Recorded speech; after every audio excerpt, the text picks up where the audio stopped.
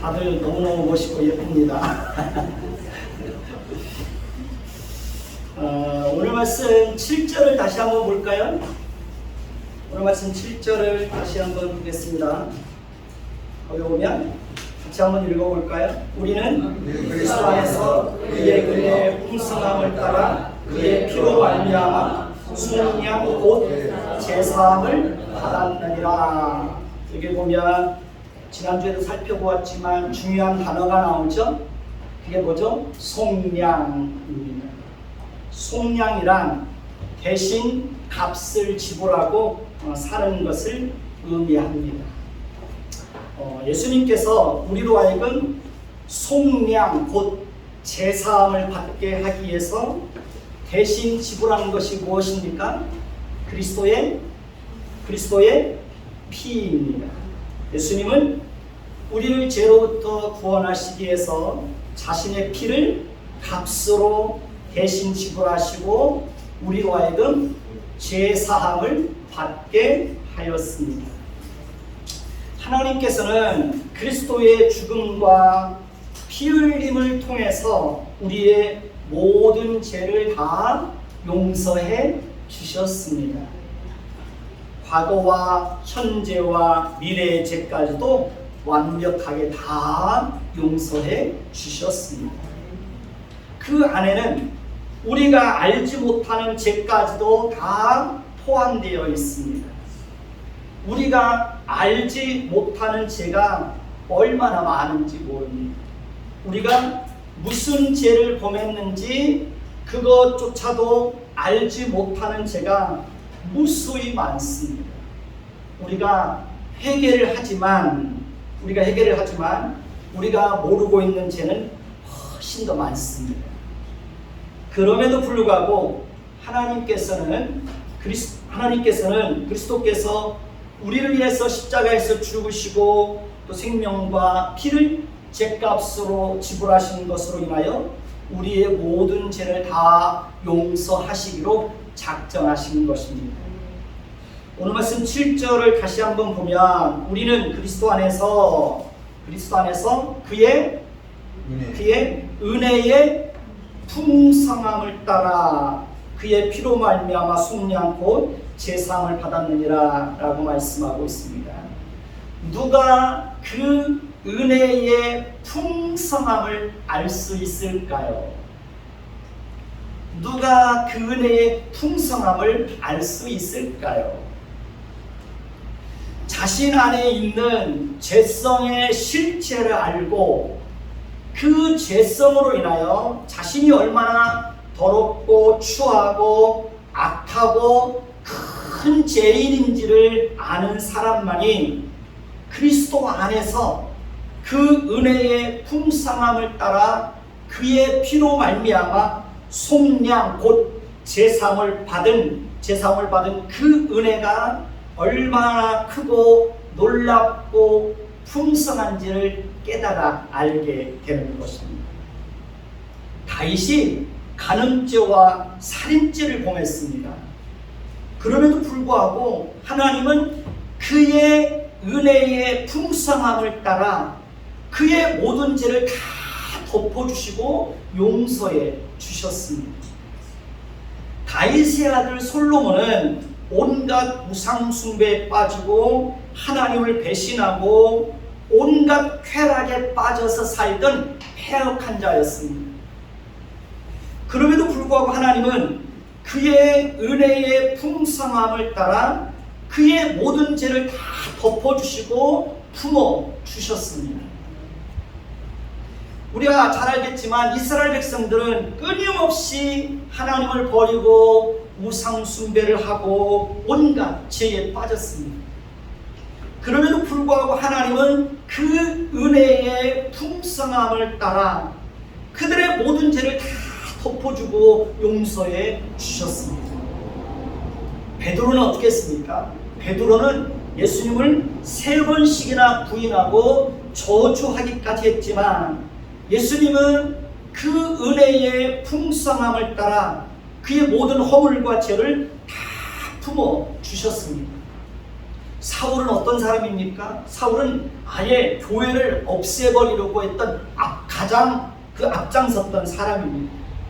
예수 믿는 자들을 잡아서 옥에 가두고 죽이는 일에 앞장섰던 사람입니다. 스데반 집사가 돌을 맞아 순교할 때에도 가편투표를 했던 장본인입니다.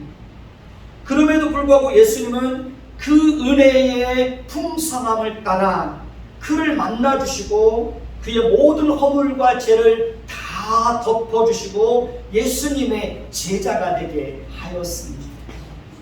하나님께서 그렇게 하실 수 있는 것은 하나님의 은혜는 풍성해서 모든 죄를 덮고도 남을 만큼 넉넉하고 마르지 않는 샘물과 같아서 하나님의 은혜는 끊임없이 흘러 넘쳐나기 때문에 그렇습니다. 우리는 죄인입니다. 우리는 죄를 범할 수밖에 없는 그러한 존재입니다. 우리는 우리가 의식하지 못하고 알지 못하는 가운데서도 많은 죄를 지으면서 살아왔고 앞으로도 우리는 그렇게 살아갈 것입니다. 그럼에도 불구하고 하나님의 은혜는 너무 크고 풍성해서 우리의 모든 죄를 넉넉하게 덮어주고 품어주고 용서해 주실 것입니다. 그렇다고 해서 아무렇게나 살고 무슨 죄를 범해도 된다는 그런 의미는 아닙니다. 그러니까 하나님의 그 은혜의 풍성함을 아는 사람은 하루하루를 거룩하고 정직하고 성실하게 살아가게 될 것입니다. 부모는 자녀들이 무슨 실수나 잘못을 범해도 어떻게 합니까? 넉넉하게 품어줍니다. 그리고 오랫동안 참고 기다려줍니다. 하나님은 육신의 부모와는 비교할 수 없을 만큼 사랑과 은혜와 긍휼이 풍성하신 분이십니다. 한번 따라서 볼까요? 그 은혜가 하나님은 은혜가 풍성하신 분이십니다. 풍성하신 분이라는 것을 할 때 풍자를 길게 해야 됩니다. 풍성하신 은혜. 하나님의 은혜는 풍성합니다. 그렇기 때문에 그 하나님의 은혜는 늘 흘러 넘쳐나는 것입니다. 하나님은 하나님의 아들 예수 그리스도의 피를 값으로 지불하시고 우리의 죄를 다 용서해 주시고 하나님의 자녀로 삼아 주셨습니다. 그렇기 때문에 하나님은 절대로 저와 여러분들이 무슨 잘못이나 실수를 범한다고 그래서 우리를 포기하거나 버리지 않습니다. 하나님은 자신의 예수 그리스도의 피를 죗값으로 지불하시고 우리를 사셨기 때문에 우리의 인생은 누가 책임지는 겁니까? 하나님이 책임지는 거예요. 우리의 인생을 하나님은 우리의 손에만 맡겨놓지 않습니다. 만약에 우리의 인생을 우리의 스스로의 힘으로 책임지고 우리 스스로의 힘으로 모든 것을 해결하면서 살아간다고 생각해 보십시오. 우리 힘으로 살아갈 수 있겠습니까? 그러지 않습니다. 하나님은 우리의 인생과 여러분 자녀들의 인생을 여러분 자녀들의 인생에게만 맡기지 않을 겁니다. 누가 책임지는 거예요? 하나님이 책임지는 겁니다. 하나님은 우리가 무슨 잘못을 범해도 끊임없이 은혜와 긍휼을 베풀어 주시고 잘못된 길에서 돌이키게 하시는 그 은혜를 변함없이 베풀어 주실 것입니다. 사도 바울은 우리는 그리스도 안에서 그 은혜의 풍성함을 따라 그의 피로 말미암아 속량 곧 제사함을 받았다고 말하고 있습니다.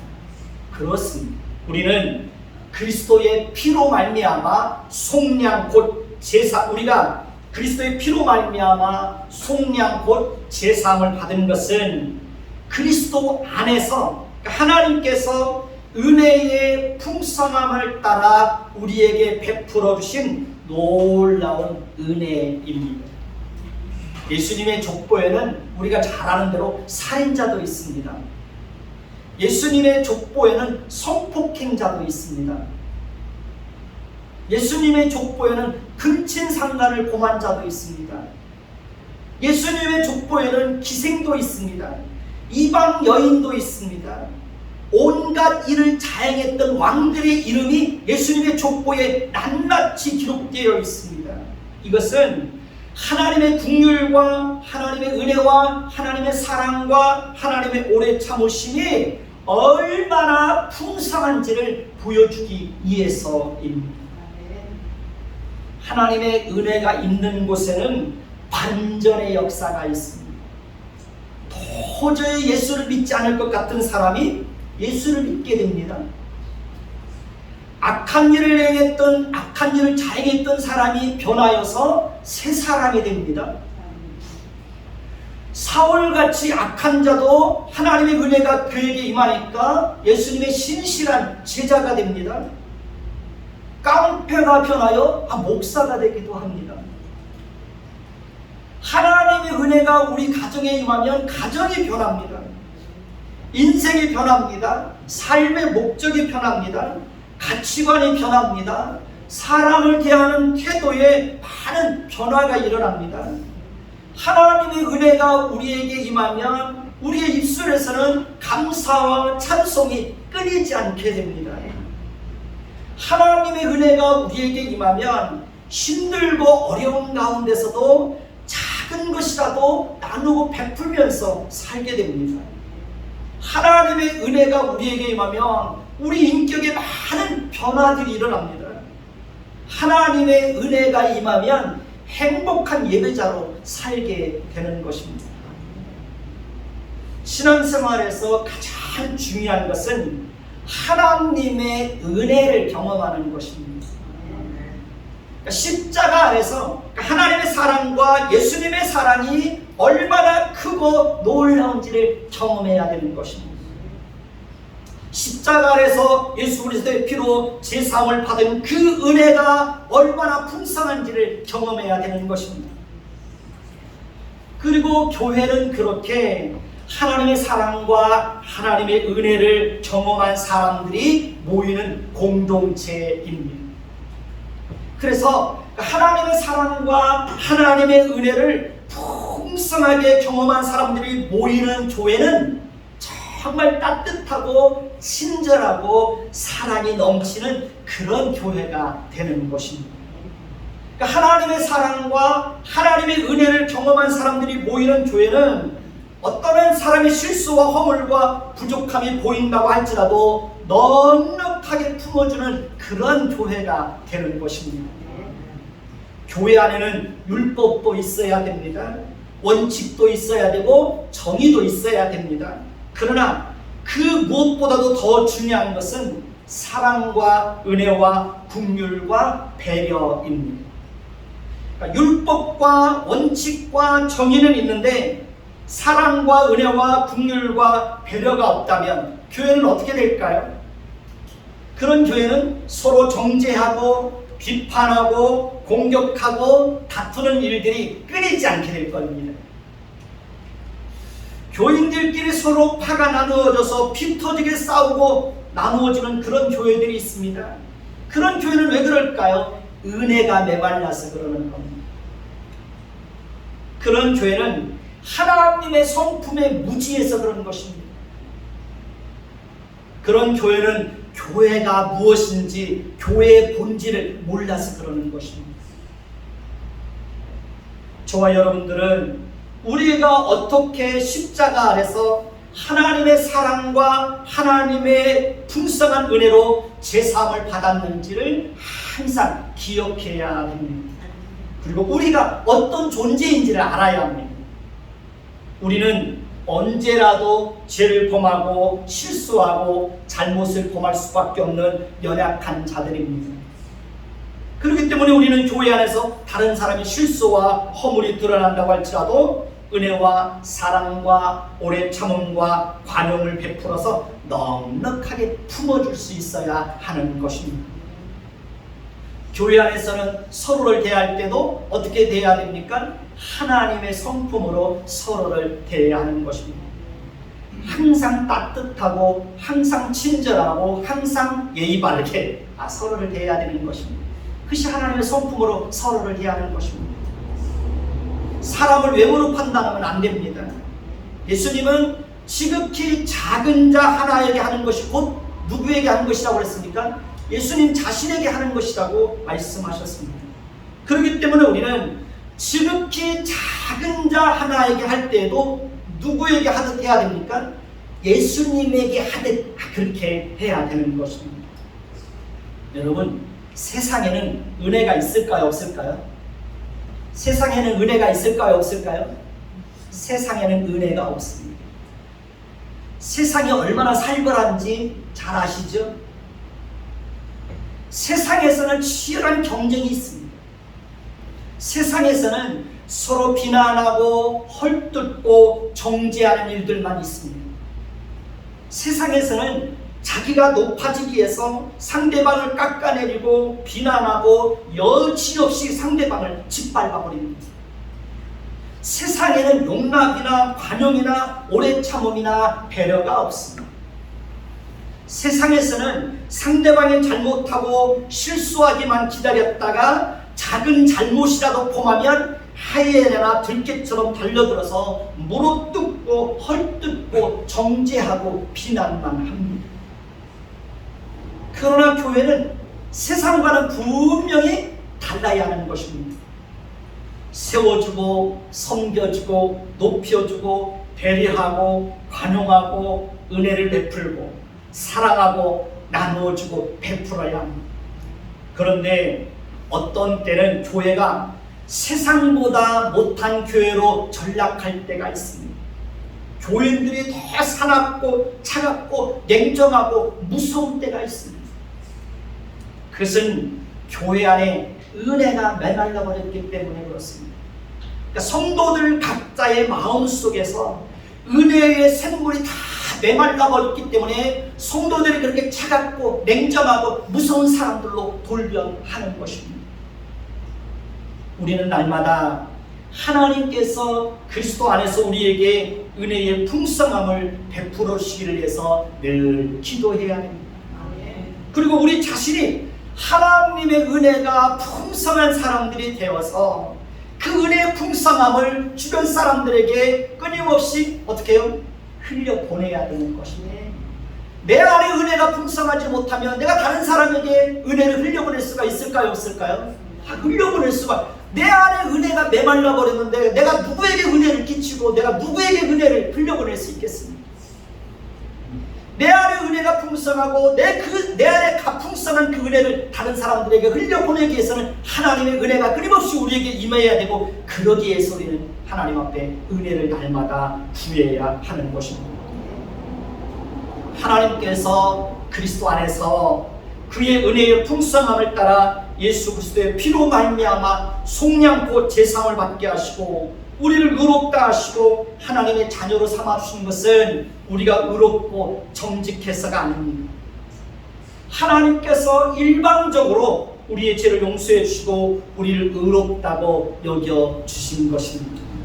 우리에게 무슨 자격이 있어서 그렇게 하신 것이 아닙니다. 하나님의 은혜로 하나님께서 우리에게 그런 놀라운 사랑과 은혜를 베풀어 주신 것입니다. 교회는 사실 하나님의 용서가 필요한 사람들이 모이는 곳입니다. 그렇기 때문에 우리는 서로에게 항상 관용과 용서를 베풀어 줄 수 있어야 하는 것입니다. 자신의 의를 내세우면 안 됩니다. 자신의 주장과 자신의 생각만 고집해서도 안 됩니다. 우리는 더 많은 사람들에게 더 많은 은혜를 베풀 수 있어야 하는 것입니다. 우리는 솔직히 하나님의 은혜가 아니면 살아갈 수가 있어요, 없어요? 없습니다. 함께 교회를 이루는 성도들도 하나님의 은혜가 아니면 살아갈 수 있을까요, 없을까요? 살아갈 수가 없습니다. 그렇기 때문에 우리는 항상 서로가 서로에게 은혜를 베푸는 사람들이 되어야 하는 것입니다. 오늘 말씀 8절에서 9절을 한번 볼까요? 8절에서 9절입니다. 자, 8절 제가 있습니다. 이는 그가 모든 지혜와 총명을 우리에게 넘치게 하사 그 뜻에서 우리를 위하여 하는 것이요 그의 기뻐하심을 따라 그리스도 안에서 때가 참 정리를 위하여 예정하신 것이니. 자, 이 말씀에 보면 하나님께서 모든 지혜와 총명을 넘치게 하사 그 뜻의 비밀을 우리에게 알려주셨다고 말하고 있습니다. 우리가 어떻게 하나님의 뜻과 하나님의 비밀과 말씀의 비밀들을 다 알 수 있을까요? 우리가 어떻게 하나님께서 그리스도 안에서 이루신 모든 비밀들을 알 수 있을까요? 사도 바울은 하나님께서 그리스도 안에서 하늘에 속한 모든 신령한 복을 우리에게 주셨다고 말합니다. 사도 바울은 하나님께서 창세전에 그리스도 예수 안에서 우리를 선택해 주셨다고 말합니다. 사도 바울은 하나님께서 우리를 택하신 것은 우리로 하여금 하나님과 이웃을 사랑하는 자들이 되게 하시고 그 일을 통해서 우리로 하여금 거룩하고 흠이 없게 하시기 위해서라고 말하고 있습니다. 사도 바울은 그 기쁘신 뜻대로 우리를 예정하사 예수 그리스도로 말미암아 하나님의 아들들이 되게 하셨다고 말합니다. 사도 바울은 하나님께서 그렇게 하신 것은 우리로 하여금 우리에게 거저 주시는 바 은혜의 영광을 찬송하게 하시기 위해서라고 말하고 있습니다. 우리가 어떻게 이 모든 비밀을 알 수 있게 되었을까요? 사도 바울이 어떻게 그 모든 비밀을 알 수 있게 되었을까요? 사도 바울은 하나님께서 모든 지혜와 총명을 우리에게 넘치게 하사 그 뜻의 비밀을 우리에게 알려주시는 것이라고 말하고 있습니다. 우리가 진리의 말씀을 밝게 깨달아 알게 된 것은 우리의 지식과 경험과 노력으로 이루어진 것이 아닙니다. 하나님께서 우리에게 지혜와 총명을 넘치게 하사 하늘에 속한 모든 비밀을 알게 하신 것입니다. 그러니까 진리의 말씀과 하늘에 속한 모든 비밀과 하나님의 뜻에 속한 모든 것은 절대로 사람의 힘으로 알 수가 없습니다. 사람이 노력하고 연구해서 알 수 있는 것이 아닙니다. 세상 지식으로도 알 수가 없습니다. 그러니까 세상에서 아무리 뛰어난 지식과 학문과 높은 지위와 권력과 부를 소유하였다고 해도 하나님의 비밀을 알 수가 없습니다. 오직 하나님께서 모든 지혜와 총명을 우리에게 넘치도록 부어주실 때 우리는 비로소 진리의 말씀을 밝히 깨달아 알 수 있게 되는 것입니다. 그러니까 성령으로 말미암지 않고는 아무도 하나님의 비밀을 알 수 있다 없다? 알 수 없다. 아무리 세상에서 뛰어난 박사요, 교수요, 학자요, 전문가요, 높은 지위와 권력을 가진 사람이라고 할지라도 교회 안에 들어오면 하나님의 뜻과 진리와 말씀의 비밀에 대해서는 어린아이와 같은 자가 됩니다. 그래서 눈을 뜨고 있지만 진리에 대해서는 눈을 감고 있는 소경과 같고, 귀가 있지만 듣지 못하는 농아인과 같고, 입이 있지만 말을 하지 못하는 벙어리와 같은 그런 존재가 되는 것입니다. 진리의 영이신 성령님께서 조금씩 진리에 대해서 눈을 뜨게 하실 때만 우리는 비로소 진리에 대해서 조금씩 알아갈 수 있는 것입니다. 성경은 절대로 어려운 책이 아닙니다. 그렇기 때문에 성령께서 깨우쳐 주시면 어린아이라도 진리의 말씀을 밝히 깨달을 수 있습니다. 글을 알지 못하고 지식이 짧고 귀천한 사람이라고 할지라도 성령께서 깨닫게 하시면 누구라도 구원의 비밀을 알 수가 있는 것입니다. 우리가 혹시라도 하나님의 뜻을 알고 구원의 비밀과 하늘의 비밀을 알게 되었다면 그것은 순전히 우리의 노력이나 지식으로 된 것이 아니라 성령께서 우리에게 지혜와 총명을 넘치도록 하셨기 때문에 깨닫게 된 것으로 알고 우리는 항상 겸손해야 되는 것입니다. 알면 알수록 그것은 내가 알아지는 것이 아니라 성령께서 우리에게 지혜와 총명을 넘치도록 부어주셔서 알아가게 하셨기 때문에 우리는 더 어떻게 해야 됩니까? 더 겸손해야 되는 겁니다.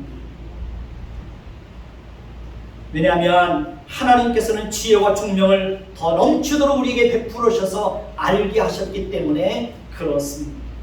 오늘 말씀 8절을 다시 한번 보십시다. 오늘 말씀 8절을 다시 보면 하나님께서 지혜와 총명을 넘치게 하신 이유가 무엇인지에 대해서 말하고 있습니다.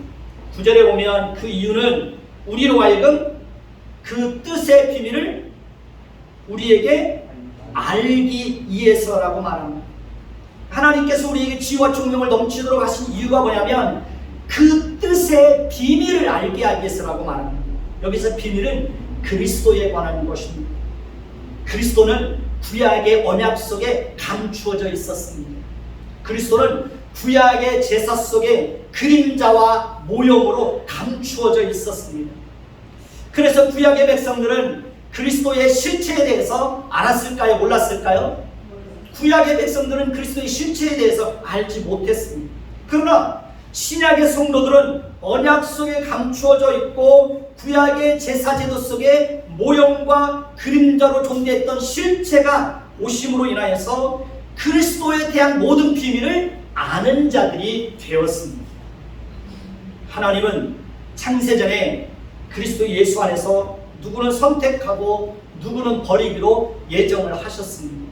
그리고 그 모든 것은 하나님께서 기뻐하시는 뜻을 따라 이루어진 일입니다. 그러니까 하나님은 모든 것을 작정하시고 계획하시고 그 모든 작정과 계획이 이루어지도록 역사 속에서 성실하게 일을 해 오셨습니다. 그리고 하나님은 때가 되었을 때에 하나님의 아들 예수 그리스도를 이 땅에 보내셨습니다. 예수님은 하나님의 보내심을 받고 육신의 몸을 입고 이 땅에 오셨습니다. 예수님은 하나님의 뜻을 따라 우리를 죄로부터 구원하시기 위해서 십자가에서 죽으시고 우리를 위해서 피 흘려 주심으로 인하여 제사함을 받게 하셨습니다. 이 모든 일은 예수님께서 스스로의 의지와 결심과 선택으로 이루어진 일이 아닙니다.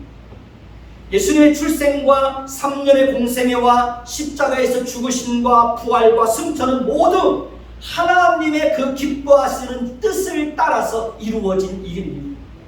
우리는 하나님께서 하시는 일에 대해서 다 알 수가 없습니다. 오직 하나님께서 우리에게 지혜와 총명을 넘치도록 부어주실 때에 우리는 그 비밀을 알 수 있게 되는 것입니다. 10절을 다시 한번 보십시다. 10절을 봅니다. 10절 같이 봅니다. 시작. 하늘에 있는 것이나 땅에 있는 것이나 다 그리스도 안에서 통일되게 하려 하심이라. 자, 이 말씀에 보면 통일되게 한다는 말이 나옵니다. 이 말은 연합되게 하고 화목하게 하고 일치되게 한다, 그런 뜻입니다. 그러니까 제가 세상에 들어옴으로 인하여서 모든 관계가 어그러지고 빗나가고 깨어지게 되었습니다. 제가 세상에 들어옴으로 인해서 모든 질서가 왜곡되고 비뚤어지고 무너지게 되었습니다. 그러나 하나님은 그리스도를 통해서 깨어진 모든 것이 회복되고 화목되고 하나가 되게 하는 일을 계획하셨다고 말씀을 하고 있습니다.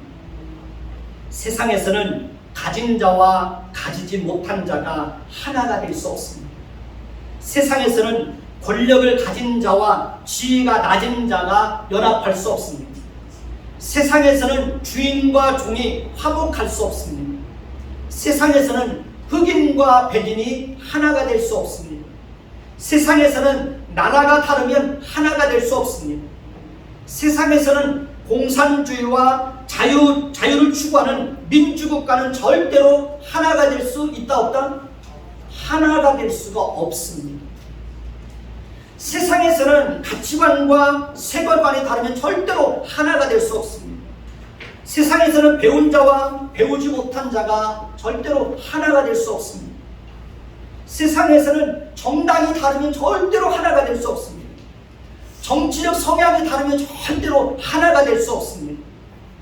세상에서는 장애인과 건강한 사람이 하나가 될 수 없습니다. 세상에서는 가정 안에서도 끊임없이 다툼과 갈등이 일어납니다. 부부가 서로 다툽니다. 부모와 자식이 다투고 자녀들끼리 서로 다투고 형제들끼리 끊임없이 분쟁을 일으킵니다.